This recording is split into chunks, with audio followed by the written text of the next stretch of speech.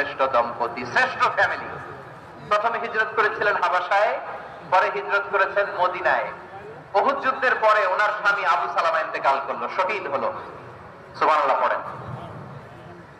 যখন আবু সালামা ইন্তেকাল করলো, উম্মে সালামা রাদিয়াল্লাহু তাআলা আনহা কেঁদে কেঁদে হায়রান। আর নবীর শিখানো বাণী অনুযায়ী তিনি বারবার পড়ছিলেন ইন্না লিল্লাহ। কি পড়ছিলেন? মুই কই যামু, কি হরমু, এগুলো বলে নাই। কি বলছে? ইন্না লিল্লাহ।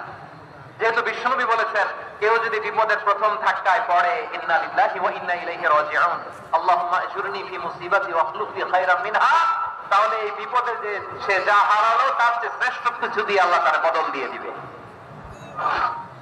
এই হাদিস শুনে উম্মে সালামা রাদিয়াল্লাহু তাআলা আনহা ওনার প্রাণ প্রিয় স্বামী আবু সালামার ইন্তেকালের পরে চোখের পানি ছাড়ে আর পড়ে ইন্না লিল্লাহি ওয়া ইন্না ইলাইহি রাজিউন, আল্লাহুম্মা আজুরনি ফি মুসিবাতি ওয়া আখলুফ লি খায়রাম মিনহা।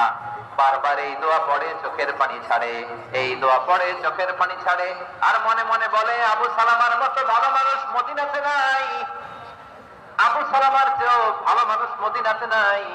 তার চেয়ে ভালো মানুষ কি করে আল্লাহ তাআলা আমারে দিবে? তার চেয়ে ভালো মানুষ তো আমি মদিনাতে দেখি না। চোখের পানি দিয়ে বুক ভাসায় আর